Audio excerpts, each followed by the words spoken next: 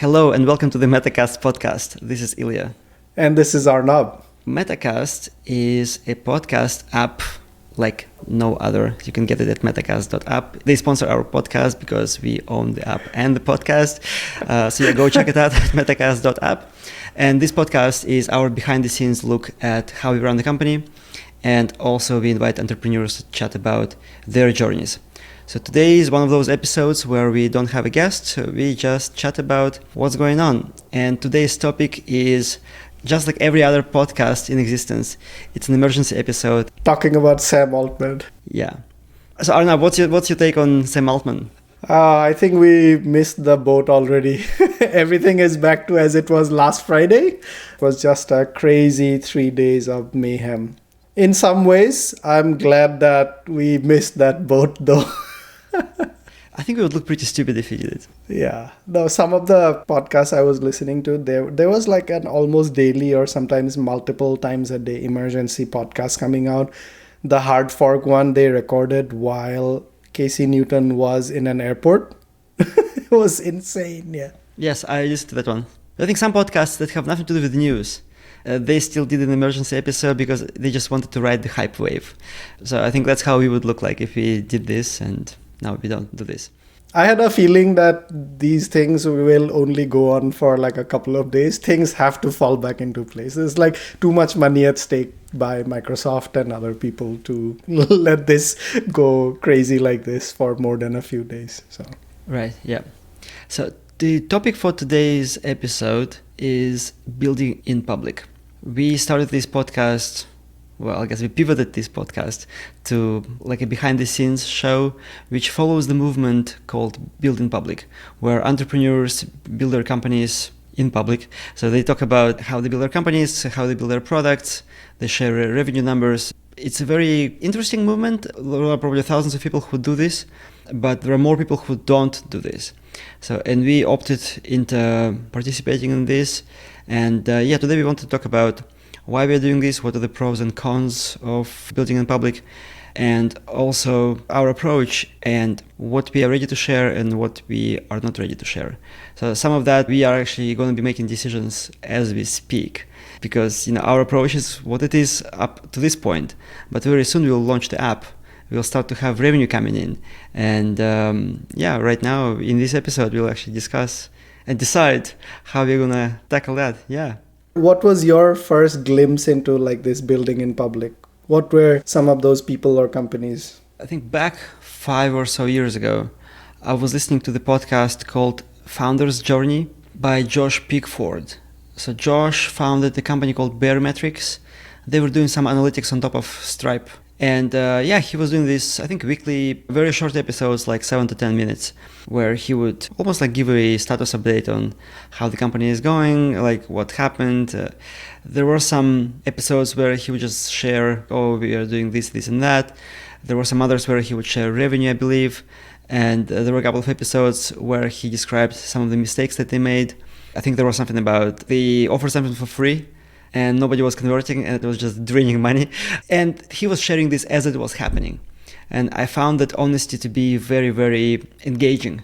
I was always looking forward to his new episodes. I binged on the entire podcast when I discovered it. But yeah, that was my introduction to this. Right. Mine was, I think, through the Indie Hackers podcast. They would often bring on like people who were building on public. This is, I want to say maybe 2-3 years back, right? Where this was huge and was very popular for people to do. It was almost like a marketing movement. By building in public and sharing, people were supporting you a lot more because it was very new. Well, I don't know if it was new, but it was certainly popular at that time. It started to enter mainstream at that time, probably. Yeah. And people were like posting their revenue numbers or number of commits or even things that they changed in the deep behind the scenes part. Almost like status updates every week. People would write like retrospectives and like very honest retrospectives about what went right, what went wrong, monthly and things like that. So it was very engaging. And I started bonding with these people. Right. And I actually bought indie products and all. I'm not like big into indie, like one person building something. Well, Now I am. After these 3-4 years of hearing, the trust factor got, I think, way higher compared to like long back. Yeah. I was trying to figure out where this whole movement came from, who really made it more acceptable, I guess. And I was thinking, is it Basecamp, 37 Signals? Because I don't think they were building in public necessarily. They were very openly sharing stuff that they've learned while building products. Like Getting Real was their first book. Yeah, I feel like Basecamp is more like very open about the culture and what's happening inside the company, like socially or culturally. Technically or technology wise, I don't think they're as open. Well, they have certainly spoken recently about like moving away from cloud and that sort of stuff, but they have not always been like that.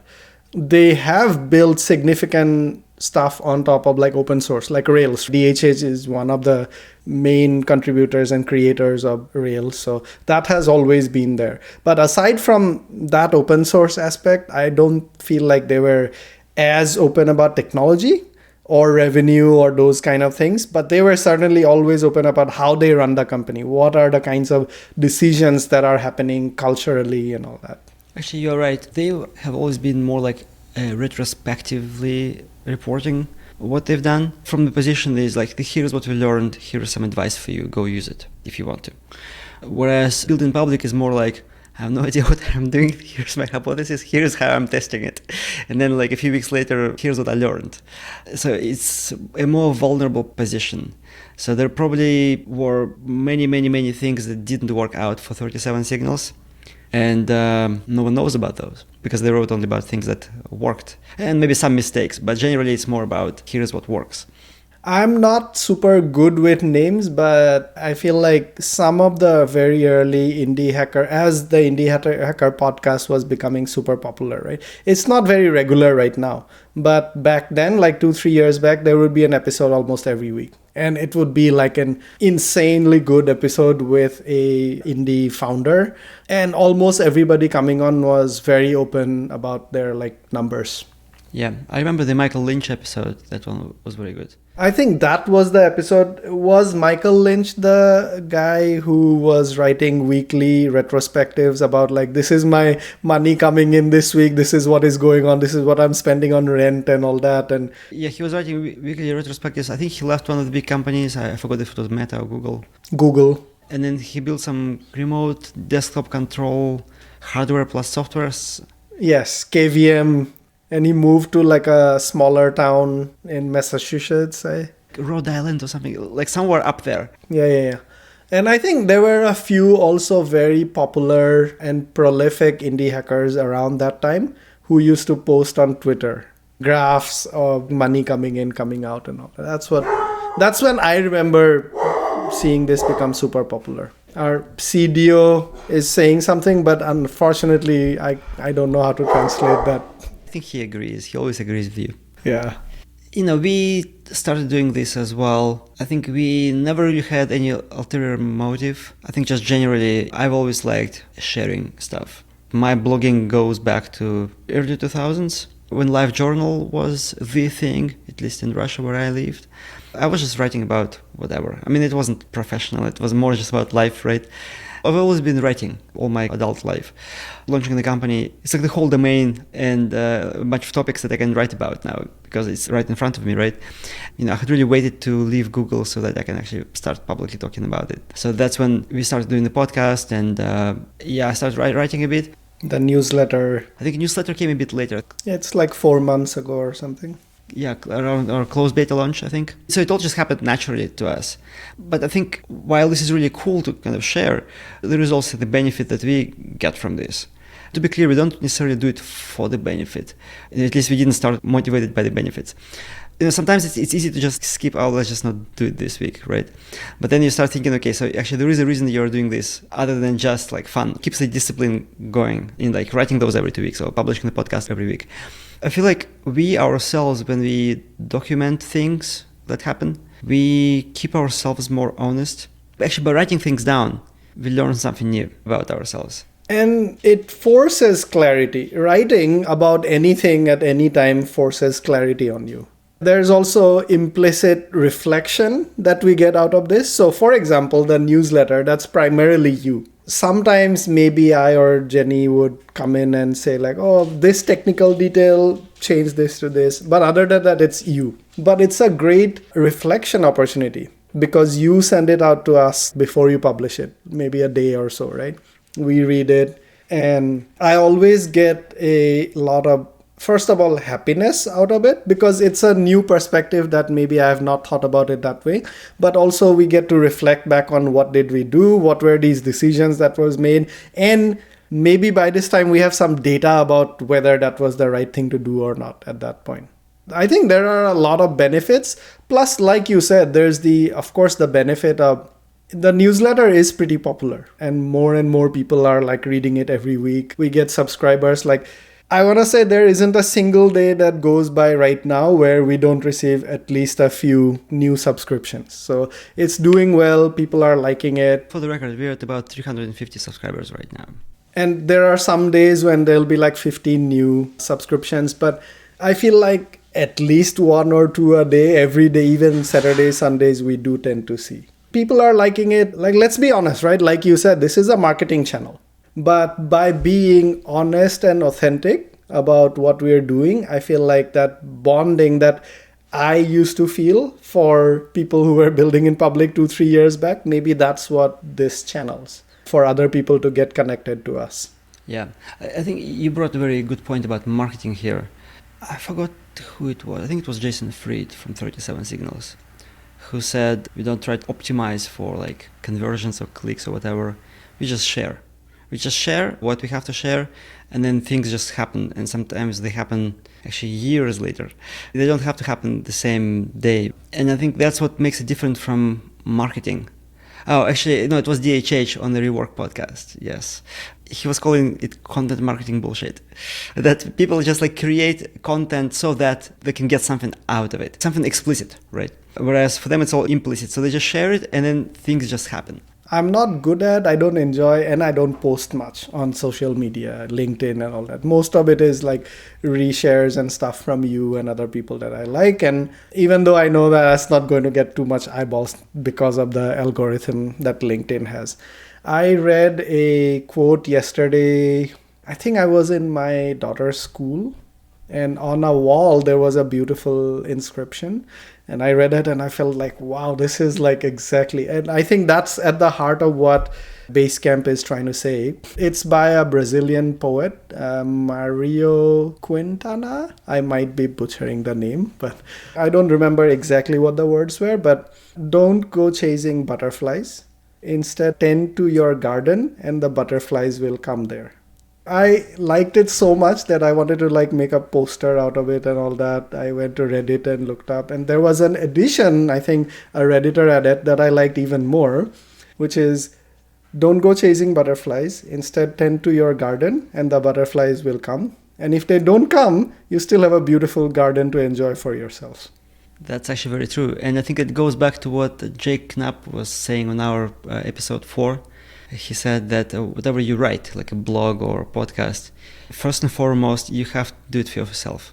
Because then, like, if nothing reads it, you still enjoy what you've done. Actually, for us, this podcast, I know that many years from now, I'll be listening to these episodes with a smile. Plus, also, I feel like if you don't do it for yourself, I don't think you can sustain it. Also, if you do it for yourself, the inspiration may drain at some point. So there has to be this kind of balance of you're doing this for yourself, you're enjoying it, but when the going gets tough, the tough get going. I saw it on LinkedIn from one of the influencers. When you feel like, oh, I just don't feel like doing it today, and then you don't do it, then it becomes a slippery slope. But when you actually have something depending on it, then you do it anyway. And then that discipline, it gets you over to not slide into the slippery slope.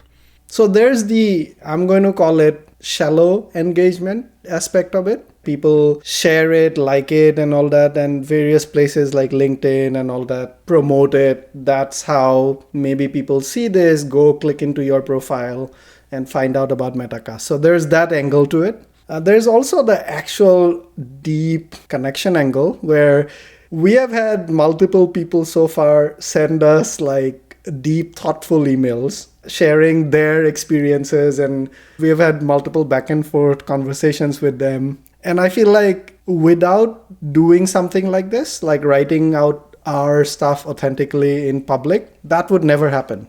Yeah, I think what you're talking about, actually, there are two things there. So first, it's super fans, people who become your like tribe, people who really like root for you, and they will probably become our users and help us in some way. That's not why we are doing this, but this is where the serendipity plays out, which is the second thing. This week or last week, we had an email coming out of nowhere with the subject line, "Can I work for you for free?" Yeah, look at that email. It's a very thoughtful email from a very young designer. This is in our last newsletter. There is a write-up on that. We're not going to go into too much detail on this. But the point is, like, somebody who's very young, just out of school, they want to build their portfolio, get some experience, and they're just like, yeah, can I do an internship for you? And we're like, why not? There is basically like zero risk for us. There is potential upside if the work turns out to be good. Why not, right? It's almost like a win-win from their perspective too. Yes, exactly. At least we don't lose anything by doing this. So yeah, it's like a limited downside, sort of unlimited upside, which is the greatest kind of situation can be in. But this is just one of potential things that might happen with this kind of serendipity, right? If you really need something, you can just ask about it, and then people may reach out back. So it's almost like you make that community that has formed that parasocial connection with you to be your almost like support network. It's kind of interesting, right? Because like I actually recently had to look up what parasocial means. I remember Justin Jackson mentioned it on our podcast. Parasocial connection means that, so let's say you listen to a podcast of Casey Newton and Kevin Russ. So to you, they're like your friend, and they don't even know you, right? That's a bit like one of the people we talked to. So he also said, like, he listens to us, like, he knows so much about you, he feels that connection. He almost felt like starstruck or something. But for us, like, we have no idea. It's very one-sided. It is one-sided. It's only when these people reach out, it becomes two-sided. When people form this connection with you, then I think more serendipity can happen down the line. I think people sometimes view the world as very transactional, but it's actually very relational. It's based on relationships. And this is how you form relationships as well. You can just go and meet 1,000 people and build a relationship with them.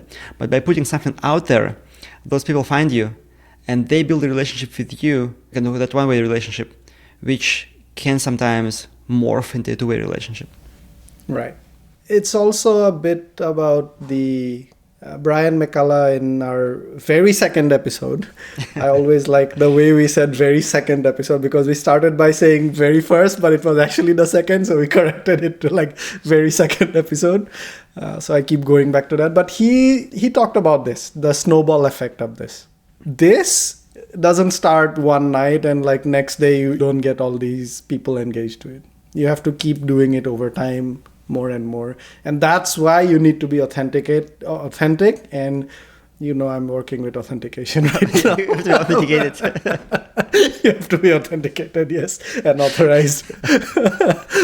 But yeah, that's why you have to be authentic, and you sort of have to do it for yourself so that you can keep growing this so that it has a chance to become that massive snowball. Absolutely. Actually, I was recently listening to this episode of the Software Misadventure podcast. That's a good example in itself, because you were listening to Ronak and Guang for a long time, and then we invited them onto our podcast. We became more friendly with each other. Then they invited us. Guang and I are like sending each other messages a few times a week. So basically, we converted that parasocial connection into an actual relationship, which is amazing for everybody involved.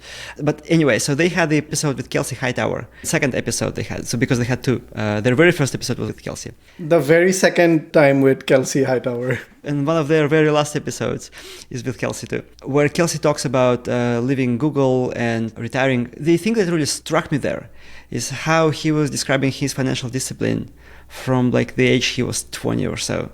And I think he's like 40 something right now. The reason why he was able to, or one of the reasons why he was able to retire now at this age, is because he's been doing this discipline for like 20 years.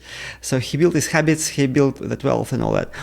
For somebody to listen to this right now and repeat this, unless you are like in your 20s, it's almost impossible because of all that compounding effect. I think, like you said, everything good in life comes from compounding effect. this kind of building in public is also one of those things. Right now we don't have, that many followers, that many listeners. But 3 years from now, we'll be looking at this and like, if we didn't sustain this despite the low engagement in the early days, I'm talking like even when we just started, right? We would have 20, 30 listens per episode. You don't even know if people even listen to this, but you have to start somewhere. The overnight successes that you see were probably like 5 years in the making. Yeah, exactly. The other thing I want to bring up is how you can get good inputs from your community when you build in public. So obviously, once you have something out and people actually can give you feedback about features and bugs, you have a better engagement channel than some anonymous users for a consumer product. You don't have a relationship with people. When you build in public, you establish a communication channel. Two-way communication channel where people can just write back to you because they are familiar with you. They're more comfortable doing this than if you were just like a random corporation, faceless. I want to give a very good example that really struck me. It was probably 15 years ago. There was a Russian author, Dmitry Gluchovsky, who wrote a novel called Metro 2033. I don't know if it was translated into English or not. It was. I read it. Yeah, it was awesome. Yeah. You read it? Yeah. I listened to it like in 2008, I think. So yeah, it's like this old. Yeah, it's about like an apocalypse that happened in the world, and then a bunch of people live in the Moscow metro. And then basically like the entire thing happens in the tunnels of the metro. It's like every station is like a city. It's a fascinating kind of dystopic kind of thing. But the way he wrote it, so he was posting one chapter at a time to the internet for free, I suppose. And then people would read it and discuss it. And then he would get all of that user-generated content, right? It would help him come up with better ideas for the plot. And by the time the book was done, well, people were in love with it. It got published by a publisher. And like you said, it was even translated to other languages. But this whole story of just like getting it out there, building it in public, writing it in public, I think is fascinating. Similar thing, I don't know if you know the behind-the-scenes part of Andy Weir. You know The Martian, you've read it. Project Hail Mary, those are like some of my favorite recent science fiction, recent-ish books.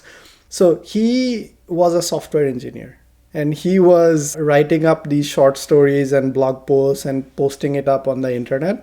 If I remember, the first 3 chapters of The Martian, he did like that. And he got a lot of feedback and validation from the community saying like, this is awesome, right? That's when he went to like actually write the book, and he completely transformed, I think, his life. Nobody thinks of him as a software engineer at this point, I think. Yeah, he's a book author. I mean, Matt Damon was like the main actor in The Martian. It's incredible. Let's talk about the downsides of doing this. The reason why I even wanted to record this episode now, because I've just been grappling with how much sharing is enough versus oversharing. I think we've established that sharing something is good, but like what is the right level of sharing? And I think a few reasons that I've been thinking about why it could backfire is like if you speak too much about your vision, about the features that you're building before you build them, other people can copy it. And I think it very much depends on which industry you play in. Are there big players who can just like grab your idea and just implement it faster than you can, and they already have the market share, and that was your differentiator? So that could be a challenge. Yeah, I mean, you are talking about it publicly, so yes. Generally, my gut feel is like if somebody is imitating your work, then you are already starting to be in a good place. That's the best form of validation you can get if a big player is imitating your work. The 2 things I would say is almost all the time, at least in software products, the idea is often like not the thing, it's the execution. It's the UX that you create usually. That's what really makes the feature the popular or not, or the app popular or not. But it's also a distribution channel. Actually, I think it's often neglected. Big companies have the distribution channels. That's where they really excel. Yes, that's where their power is. But they are also slower. Usually. True. They will see a post and they're like, okay, let's plan it for 2025. Yes, they will take some deliberation to figure out whether this fits their roadmap or not, when it fits it, the way to build it. And also, I think there's probably more danger from smaller players doing what you're doing. But that's where it comes down to execution ultimately. More than the copying aspect, what I feel is a big danger is talking too much about your numbers. Like the revenue, sales, all that? The revenue and all that. I am a bit hesitant. I'm actually very hesitant about this as well. I'm like, I don't think we should be sharing revenue. And Why are you hesitant? Let me talk about your hesitations first. Maybe there is some taboo about money just in general.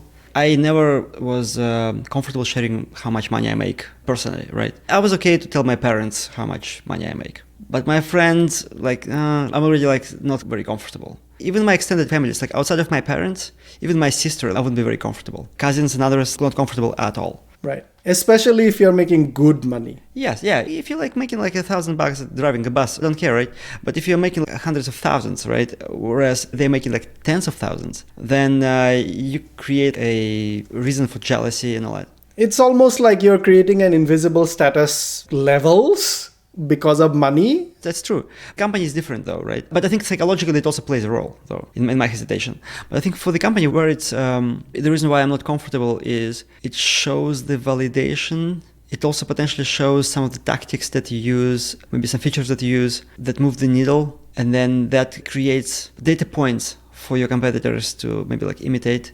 Because if they follow you, they know that you ship something and that worked, and they see these millions of dollars coming in, and okay, so let's go do it, right? Right. Rather than the specific idea, I think this is the key thing. You give signals about what to look for. Maybe this is a bit of an unfounded or premature worry, but I feel like not for us specifically, but generally talking about revenue, right? At some point, if you're going to have an exit, you're going to sell or you're going to acquire funding in it or get some money from somebody else, I feel like you have lost a lot of your negotiating power by giving out a lot of your internals too early. But I think in our case, we are prematurely early to think about that risk specifically, but it is a risk. And that's one of my main things about not sharing too much about the internal revenue aspects. Yeah, but I think you and I are agreeing that we should not share kind of revenue numbers publicly, and I think we will not. Where I'm a bit more comfortable is maybe sharing some milestones that we hit. Let's say whenever we hit maybe $100,000, maybe 1 million, that's just good signal to send. Starting with the users, right? So other people are paying. There is trust there, right? There's credibility that it's not going to go away. Other people are paying, maybe I should pay too, because there's also herd effect. It also sends a signal to potential employees, also potential contractors, vendors. You just gain more credibility when you've hit a certain milestone. Obviously investors, if you want to take investors. I think I'm fairly comfortable sharing actually growth percentages, not on a weekly basis. So it's not every quarter we share a percentage, but more we hit a certain milestone, and as part of that, the percentage growth was X. Or X percentage of our users are paying. I am also very comfortable talking about the decision making, internal technical details and all that. I'm not super worried about people looking at that and saying, oh, yeah. But I'm also curious. I'm sure there are people listening right now who have other thoughts. We would love to hear. Right now it's just NSA who might be listening to us. Well, whoever is listening, if you have different thoughts, do send us an email at hello@metacastpodcast.com. We would love to have a chat about it. If you're building in public, especially, share your story. Or come over on our podcast, talk about it. Yeah, that's how it gets started, yeah. Yeah. So the other thing that I was thinking about, I was writing up a short post on LinkedIn that we want to build a calm culture, which means, we don't do this to work 80-hour work weeks. We don't do this to work on weekends. I mean, every now and then we will need to have this kind of intense maybe moments during launches or some kind of crisis, because we have that work ethic in us, right? But it should not be the default mode of operation. But then if you say these things out loud and it doesn't work out, have you lost your credibility at that point by just making a bad decision publicly? I feel like it can go two ways, right? So maybe some people will think that, yeah, you're just nuts and you do this publicly and therefore you're even more nuts. We don't want to work with you or hire you or whatever, right? But at the same time, I think if you frame it properly, that your hypothesis is that this kind of different culture can be built. We are trying this, it may or may not work out. And then if it doesn't, well, at least you've had this caveat up front. Also, I feel like the kind of people I would want to work with in the future, if nothing comes out, like you said, nothing comes out of this, right? It was a bad decision, whatever. The people that I would want to work with in the future are the people who would look at it and say, okay, what were the decisions? What did you learn from it? What are you going to do differently? Rather than say like, oh, you made a bad decision. Let's not work with you. I don't want to work with those people. Actually, that's a good point. These kind of public statements, they can help weed out. Filter out, yeah. People we don't work with anyway. I think you also mentioned one more was your reputation damage. Like if you take a big stand on a political issue or something like that, right? And that turns out to be an unpopular thing. There is definitely a risk there. Yeah. Generally, my perspective is that politics should be kept out of the company stuff. Like, we should not do what Elon Musk is doing. Even some of DHH's posts, so he sometimes... I mean, I agree with what he said, but I know it pisses off a lot of people who are on the polar opposite from what he was saying. I think every one of us has unpopular opinions. And yeah, there is no place for them. There is no need to, I think, express all of those in your persona through the company. I think in a small startup, you and the company are inseparable. Let's say if I say something politically damaging, it might affect our ability to hire people in the future. It's not the company, it's just my belief. Who's going to buy this bullshit, right? So let's finish this by this. I think it's very easy to share stuff that goes well. After it has gone well. Yes, even we hired Jenny, yay! We talk about the compensation and all that, right? But then maybe we made the wrong decision that we don't know how it's going to pan out. We might just wait a few months and then talk about how it turned out great or not talk about it at all. And I'm more in the camp of when we have difficult decisions, let's just talk about them. And then if they pan out wrong, then we can have a retrospective on this also publicly. I mean, obviously, every time we do this, we need to account for risks. Yeah, the risks we talked about already. But I feel like it's also an immediate point of reflection when we talk about this. That's true. Actually, even when we write up about the decision, it's already a point of reflection right after we made the decision or while we're making the decision. So it actually might help improve the decision itself. Also, some things that I don't feel comfortable talking about is any legal stuff. I think it's okay, let's say, we have our terms of service and privacy policy and all of that. Broad strokes, yeah. After we've already done it, maybe we could just say, this is the lawyer we used, but we should not discuss, these are the risks we've identified for ourselves, because that automatically exposes us because people will find loopholes and all, if they really have malicious intent. So I think legal stuff, I've been just trained really hard by the Amazon lawyers to sometimes not even put things in writing. Sometimes that culture, it becomes extreme. I'm curious now, what do you think about when we talk openly about the technology? Or let's say, what would you feel about talking about, we evaluated these kind of risks for the security or something like that? I think as long as you mitigated them, I think it's okay to talk about them. If you say, we accept these risks, and then it creates basically publicly exposed attack vector. So yeah, that's different. But I think for legal, that's not... for security, let's say if you say we've identified this risk. There is no mitigation for a lot of things, yes. For legal, it's just not black and white, right? It's all in a gray area. So that's why, yeah. Legal, and also none of us are lawyers. If we were lawyers, or at least one of us was a lawyer, we would have been more comfortable maybe because we would understand what we're talking about. But we don't. Also, if one of us was a lawyer, we probably would have, I feel 80% of all the money we have paid so far are to lawyers. So we would have saved on a lot of money already. That's true. All right. So the last section of the episode that becomes a tradition is what are we reading and listening? So Arnav, what are your books of the week or podcasts of the week? Before we get to books, podcasts of the week, I have been of course, emergency podcasts about Sam Altman.